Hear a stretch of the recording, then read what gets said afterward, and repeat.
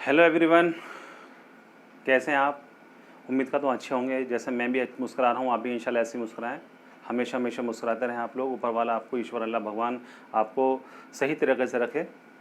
वो सही तरीके में सबसे बेहतर आपकी बॉडी होती है बेटा जी। आप अगर बॉडी को मुस्कुराहट के साथ रखते हैं तो बहुत अच्छी रहती है। अगर आप टेंशन में रहते हैं तो सारी बॉडी का जो सिस्टम होते हैं, जितने भी आप जानते हैं, endocrine system, nervous system, circulatory system, excretory system, muscular system, skeletal system, every system क्या हो जाता है, डिस्टर्ब हो जाता है। तो मुस्कुराहट इंसान को कामयाबी की तरफ लेके चलती है। और एक चीज़ देखिएगा, आपकी मुस्कुराहट, आपकी खुशी आपका वैक्सीन, आपका बूस्टर है। आप मुस्कुराते रहिए और बॉडी को बूस्ट करते रहिए। Yes, okay. फिलहाल आज जो मैं टॉपिक लिख रहा हूँ, उस टॉपिक का नाम है अबाउट मेंडल। मेंडल जो थे, मेंडल ने क्या किया, कैसे कैसे एक्सपेरिमेंट किए इन्होंने, ठीक है। इनकी पैदाइश कब हुई, डेथ कैसे हुई इनकी, तो इन्होंने इनके काम को 35 साल तक अनलॉक यानी कि इसका कहूँ क्या, ओवरलॉक कैसे रखा गया इनको, ठीक है। और वजह क्या थी, उसकी रीज़न भी मैं आपको बताऊंगा, ठीक है। तो ये एक एक डिटेल आपके सामने आज पेश होने वाली है। बहुत ज़्यादा बड़ी डिटेल नहीं दूंगा आपको मैं, बहुत 10-5 मिनट की मुश्किल से मैं क्लिप बना रहा हूँ आजकल, ठीक है। तो उसको ज़रूर देखिएगा। और थैंक यू आप लोगों का, बहुत अच्छा रेस्पॉन्स देते हैं आप लोग। तो आज मैं शुरू कर रहा हूँ मेंडल की डिटेल को शुरू कर रहा हूँ। तो इनका जो पूरा नाम था वो जी.जे. मेंडल कहलाते, लेकिन फुल फॉर्म कहलाते हैं ग्रेगर जॉन मेंडल, ठीक है, जॉर्ज मेंडल। तो ये ग्रेगर जॉन मेंडल, ठीक है, जी.जे. मेंडल। अब जो आते हैं, इनको फादर ऑफ जेनेटिक्स कहा जाता है। फादर ऑफ जेनेटिक्स इनको इसलिए कहा जाता है क्योंकि इन्होंने फर्स्ट डेमोन्स्ट्रेशन दिया था मैकेनिज्म ऑफ ट्रांसमिशन। डेमोन्स्ट्रेशन किसका दिया था, मैकेनिज्म ऑफ ट्रांसमिशन का दिया था। इन्होंने कहा था कि जो हमारी बॉडी के जो कैरेक्टर्स होते हैं वो one generation to the next generation transfer होते हैं। तो इस चीज़ को एक्सप्लेन किया था इन्होंने, जिसको हम कहते हैं इनहेरिटेंस या हेरिडिटी कहलाता है। तो इसलिए इस काम के लिए उनको मरने के 35 साल बाद इनको फादर ऑफ जेनेटिक्स कहा गया। वो कैसे किया गया, डिस्कवरी की थी इनके काम को, किस किसने की थी, वो डिटेल आगे, ठीक है। तो यहाँ देखिए, मैंने हमेशा कहा है कि मैं अपनी स्क्रीन पर, बोर्ड पर इसलिए नोट डाउन करता हूँ, नोट्स बनाता हूँ कि आप इसको अपनी कॉपी उठाएं, पेंसिल उठाएं और नोट डाउन लिखना शुरू कर दें, नोट डाउन करें। अब मतलब क्या है कि सर आप लेक्चर भी तो दे रहे हैं, कि आपको मैं बताऊँ, जनरली बेटा हम काउंसलिंग भी करते हैं। तो काउंसलिंग के अंदर 20 से 30% जो आपको याद होता है ना, लिखने से भी याद होता है, ठीक है। जहन में रखना, पढ़ना और है, लेकिन आपको यहाँ पर लिखना भी है। लिखने से आपके कुछ कंसेप्ट क्लियर होते हैं। फिलहाल तो यहाँ देखेंगे अब, तो यहाँ जो फादर जेनेटिक्स कहा गया सन 1900 के अंदर कहा गया, लेकिन इन्होंने क्या किया था, आपको बता चुका हूँ कि demonstration of mechanism of inheritance को इन्होंने बताया था, ठीक है। अब इसमें दूसरा देखते हैं, इनकी पैदाइश कहाँ हुई। तो हाइंजेनडॉर्फ एक विलेज है जो कि ऑस्ट्रिया का पार्ट है, जो अब चेकोस्लोवाकिया में है। तो इनकी पैदाइश जो हुई थी वो 1822 के अंदर हुई थी, ठीक है, चेकोस्लोवाकिया के अंदर। चेकोस्लोवाकिया एक जगह है, बहुत प्यारी जगह है। वहाँ आप लोग कभी मौका लगा मैं भी जाऊँगा, आप लोग भी जाएँ। तो हम जेनेटिक्स के एक बेहतर साइंटिस्ट को आज स्टडी कर रहे हैं, तो उनकी प्लेस ऑफ बर्थ जो है उसको देखना चाहिए। ऊपर वाला दुआ करे सब ठीक हो जाए, तो सब लोग घूमे फिरें इंशाल्लाह, बाहर घूम कर आएँ, ठीक है, ओके। देन अब स्टार्ट करते हैं हेड। तो एक इनको जो हेड बनाया गया था, वो बनाया गया था अगस्टिनियन मोनेस्ट्री। ऑगस्टिनियन मोनेस्ट्री है कहाँ, सेंट थॉमस एट ब्रून, 1847 के अंदर। ये ऑस्ट्रिया का एक पार्ट है। वहाँ उनको इस मोनेस्ट्री का, ऑगस्टिनियन मोनेस्ट्री का हेड बनाया गया 1847 के अंदर। देन उसके बाद में क्या किया, उन्होंने अपनी स्टडी शुरू की वहाँ पर, ठीक है। और स्टडी करने के लिए वहाँ जो थे, कहाँ गए, तो इन्होंने कहते हैं यूनिवर्सिटी ऑफ वियना में पहुँचे थे। यूनिवर्सिटी ऑफ वियना में जब जाने के बाद में क्या किया, इन्होंने 2 साल तक, जानते किस पर काम किया था, इन्होंने काम किया था studies natural history and maths. देखिए बायोलॉजी और मैथ्स का क्या कॉम्बिनेशन हो सकता है, लेकिन उन्होंने उसको नहीं देखा। इन्होंने देखा मतलब जो एक्सपेरिमेंट है क्या था, इन्होंने काम किया अपना बायोलॉजी पर, लेकिन इन्होंने काम किस पर भी किया, इन्होंने मैथ्स पर भी किया है। इसलिए इनकी कैलकुलेशन बहुत अच्छी रही होगी, इसलिए इनको मैथमेटिक्स पर भी काम करने का मौका मिला था। और आज ये पूरी दुनिया में फादर ऑफ जेनेटिक्स कहलाते हैं। एक बहुत इंपॉर्टेंट इन्होंने ये रिसर्च थी, लेकिन मरने के 35 साल बाद इनको फादर ऑफ जेनेटिक्स कहा गया।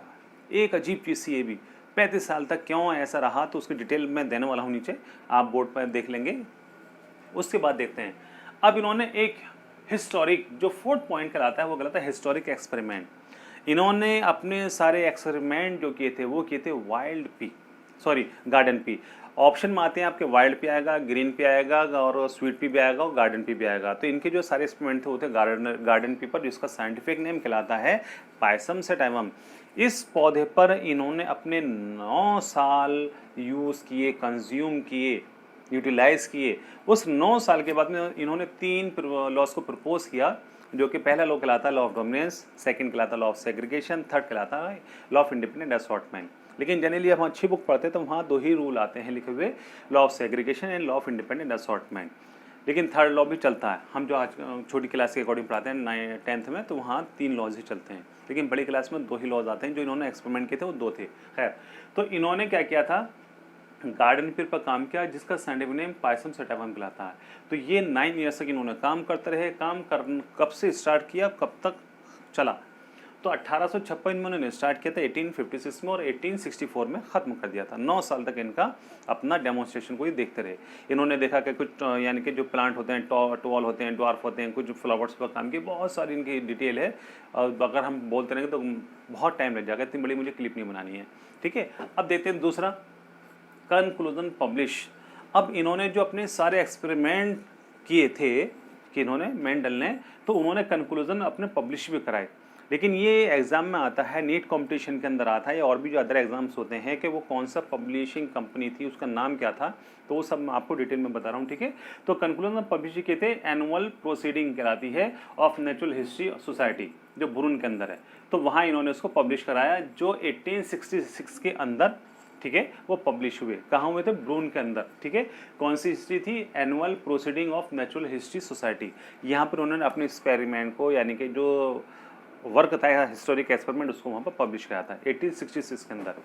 अब जो था इनका next title of the paper, जो पेपर था, जो इनका एक्सपेरिमेंटल वर्क था, तो उसको जैसे आप जानते हैं जो पेपर वर्क किया था, तो उसमें हर चीज़ का टॉपिक होता है, एक टाइटल होता है। ठीक है, तो टाइटल क्या था इनका, टाइटल का नाम देखेंगे, नाम एग्जाम में भी पूछा जा सकता है, कहते हैं एक्सपेरिमेंट इन प्लांट हाइब्रिडाइजेशन। तो प्लांट हाइब्रिडाइजेशन पे इन्होंने एक्सपेरिमेंट किए थे, यही इनका टाइटल था बेटा पेपर का। ठीक है, अब देते हैं, ये जो मैं कह रहा था 35 साल तक इनके काम को बेटा ओवरलॉक करके रखा गया।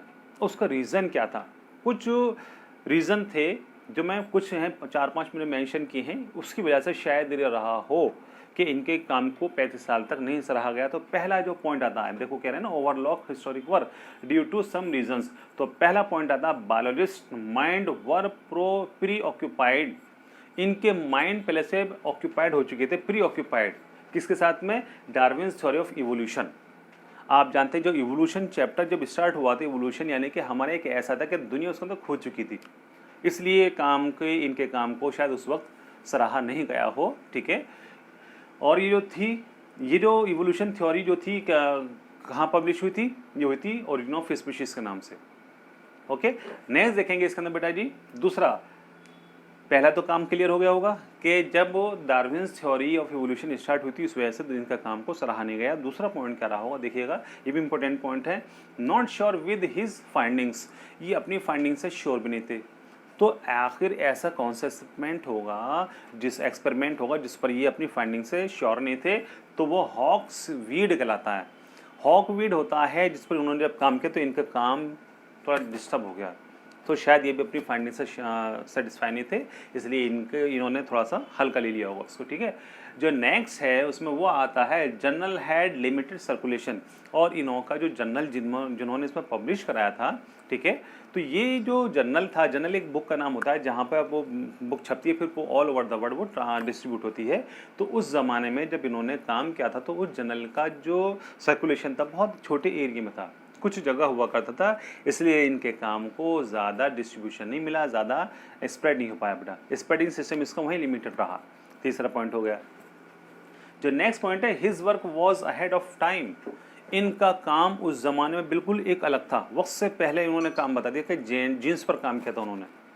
ये जीन्स पर काम करने का मतलब होता है बेटा, जानते हैं, तो जीन्स तो टर्म उस वक्त था ही नहीं, उन्होंने उसको फैक्टर बोला था, लेकिन उस ज़माने में कहा कि कुछ ऐसे भी फैक्टर्स होते हैं जो one generation to the next generation transfer होते हैं। जब one generation to the next transfer होते हैं, तो ये जो था एक नई चीज़ सी, तो लोगों ने इसको कहा हाँ कि ऐसी कुछ होगा, जिसे कहते हैं ना एलू मेलू वर्क है, कोई नहीं रहा, इससे उसको रेस्पॉन्स नहीं मिला। तो ये कुछ रीज़न थे, वो आपके सामने लिखे हुए हैं। पहला क्या था जी, बायोलॉजिस्ट जो थे उनका माइंड प्रीऑक्यूपाइड हो चुका था डार्विन्स थ्योरी और इवोल्यूशन के उस पर। दूसरा था इनकी जो फाइंडिंग थी उस पर ये खुद श्योर नहीं थे, क्योंकि हॉक वीड पर इनका काम फेल हो चुका था। थर्ड, इनका जो जर्नल जिसमें उन्होंने पब्लिकेशन कराया था वो क्या था, वो भी एक लिमिटेड उसका सर्कुलेशन होता था, इसलिए वो थोड़ा सा लिमिटेड रहा। चौथा, इनका जो वर्क था अहेड ऑफ टाइम, बिल्कुल एक नई चीज़ थी, इसलिए वहाँ भी उनको काम को सराहने गया। अब देते हैं इनकी जो डेथ थी। अब डेथ का रीज़न मैंने लिखा यहाँ पर, डेथ जो हुई थी वो 1884 के अंदर हुई थी, लेकिन किस वजह से, किडनी डिसऑर्डर होने की वजह से इनकी बेटा डेथ हो गई थी। तो ये एक मेजर प्रॉब्लम आज के दौर में भी चल रही है कि किडनी डिसऑर्डर बहुत चले हैं। तो हम लोगों को चाहिए, एक मैं कहता चलूँ जाते जाते कि वाटर इज़ लाइफ, जल ही जीवन है। तो अगर हम पानी का इस्तेमाल सही तरीके से करें तो वो बहुत अच्छा रहता है। अभी मैं कुछ जर्नल्स वगैरह पढ़ता रहता हूँ या पेपर वगैरह पढ़ता रहता हूँ, उसमें ये था कि जापानीज़ और चाइनीज़ एक थ्योरी बहुत लेकर चल रहे हैं। एक क्या कहूँ मैं उसको, कि वाटर थेरेपी। तो वाटर थेरेपी लेकर चलते हैं, उसमें क्या करते हैं, अर्ली मॉर्निंग ये पानी पीते हैं और दिन में उनको पूरे दिन में 3 से 5 लीटर पानी पीना होता है। उससे आपके ना तो सर में दर्द होगा, ना कॉन्स्टिपेशन होगा जिससे पाइल्स प्रॉब्लम हो जाती है, ना आपकी मतलब ब्लड जो होता है यानी कि बीपी हाई होगा, आपके चेहरे पर बेटा चार्मिंग बनी रहेगी, आपका डाइजेशन सही रहेगा, आपको पसीना भी जो आता बैड स्मेल आती है नमक जैसी जैसे सॉल्टी जैसी, तो वो भी नहीं आएगी। आपको जो यानी कि कहूँ कि पूरे बॉडी के सिस्टम जो होते हैं वो सही तरीके से रहेंगे बेटा जी, ठीक है। तो पानी का इस्तेमाल करते रहिए फिलहाल। ओके, अब देते हैं इसके अंदर अननोटिस वर्क। तो इनका काम जो मैंने बोला था 35 साल तक इनके काम को सराहा नहीं गया, उसका मतलब क्या था वो रीज़न मैं आपको बता चुका हूँ। अब इसके देखते हैं जो लास्ट पॉइंट चल रहा है मेरा, रीडिस्कवर्ड वर्क। इनके काम की डिस्कवरी की गई, रीडिस्कवरी यानी कि दोबारा काम को रीडिस्कवर किया गया। तो वो इसके लिए 3 साइंटिस्ट थे, 3 बायोलॉजिस्ट थे। वो बायोलॉजिस्ट अगर नहीं होते तो आज मेंडल जो थे फादर ऑफ जेनेटिक्स नहीं कहलाते बेटा जी। तो ये जो 3 साइंटिस्ट थे, इन्होंने क्या देखा, ये जब ये काम कर रहे थे अपने, तो इवनिंग प्राइम उस पर काम कर रहे थे, उस दौरान उन्होंने देखा कि हमारी जो फाइंडिंग्स हैं, हमारे जो एक्सपेरिमेंट वर्क है, ये कहीं ना कहीं हमने पढ़ा हुआ है, कहीं ना कहीं ये आखिर वर्क हो चुका है।